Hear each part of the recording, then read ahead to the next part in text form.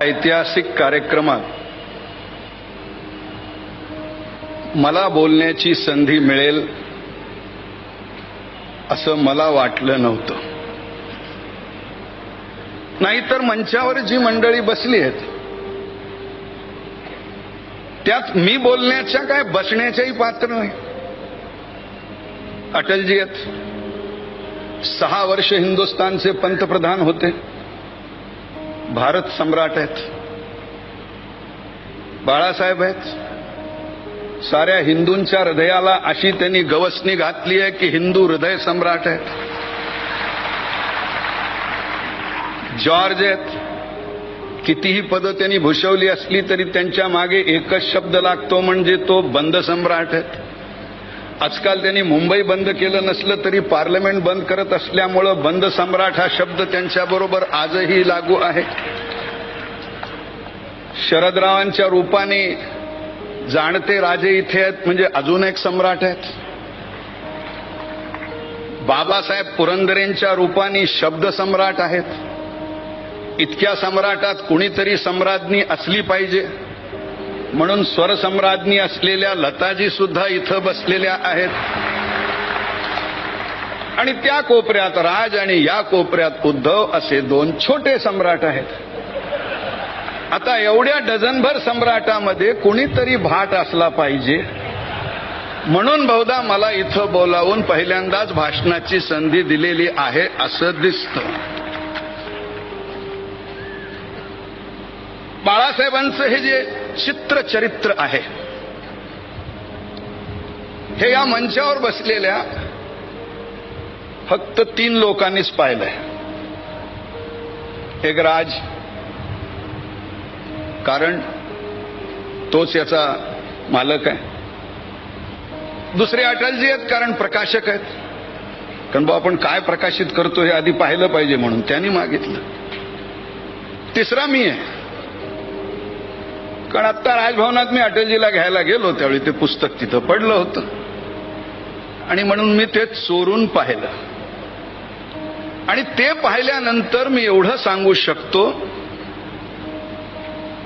की बाळासाहेबांची भीष्म प्रतिज्ञा होती, मी आत्मचरित्र लिहिणार नाही.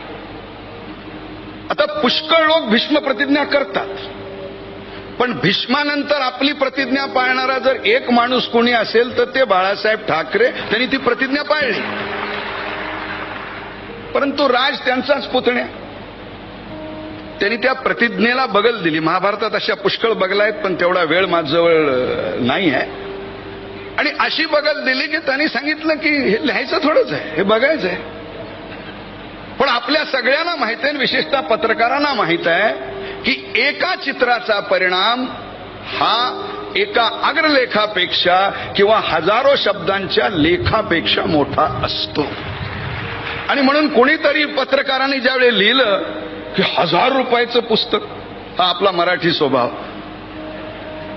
मी राजला म्हटलं की ह्या पुस्तकाची किंमत 1000 रुपये तू इतकी कमी ठेवली आहे. आणि म्हणून मी एवढंच सांगू शकतो की राज जे करतो ते नेत्रदीपक असतं. आणि म्हणून सर्वप्रथम मी राज ठाकरेंचे हार्दिक अभिनंदन करतो की बाळासाहेबांचं एक अविस्मरणीय असं चित्रचरित्र त्यांनी तयार केलं.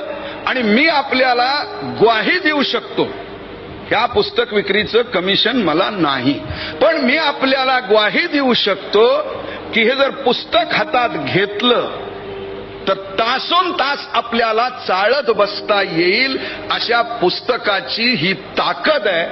बाळासाहेबांच्या लग्नपत्रिकेपासून ते त्यांच्या विचारापर्यंत प्रत्येक गोष्ट इतक्या सुंदरपणे मांडले. आणि म्हणून मी म्हटलं की खरं तर बाळासाहेबांनी चरित्र, आत्मचरित्र लिहावं अशी आमची इच्छा आहे. ते ऐकणार नाही ही गोष्ट वेगळी, पण इच्छा आहे. कारण बाळासाहेबांचं चरित्र लिहिता येत नाही, कारण ते जसे बोलतात, वागतात, विचार करतात असा दुसरा माणूस भूतलावर नाही. त्यामुळं ते स्वतःबद्दलच लिहू शकतात. परंतु आता ते लिहिणार नसल्यामुळं हे पुस्तक आलंय.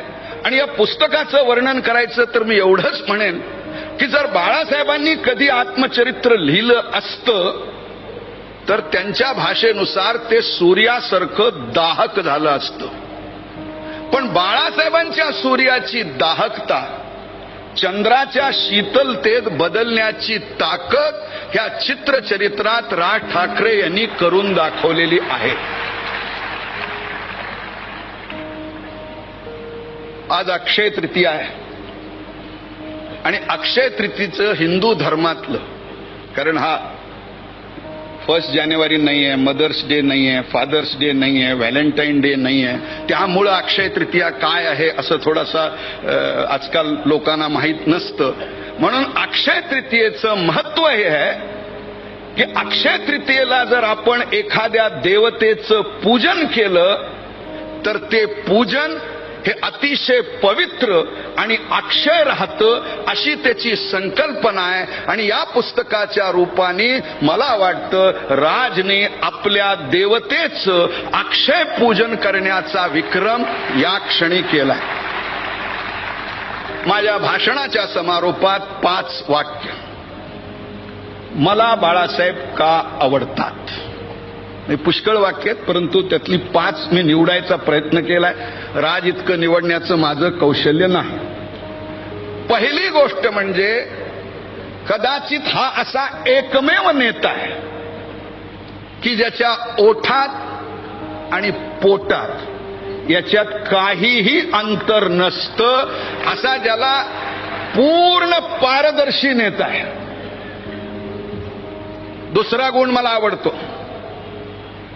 हिंदुस्थान सोडा हो आपला, जगाच्या इतिहासात मी असं बोललोच नव्हतो असं खुलासा न करणारा जर एकमात्र नेता असेल तर त्याचं नाव बाळासाहेब ठाकरे आहे.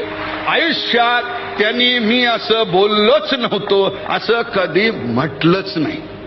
कारण ते बोलण्याआधी वा नंतर नाही, बोलतानाच विचार करत असतात आणि त्याच्यानंतर ते त्याची चिंता करत नाहीत.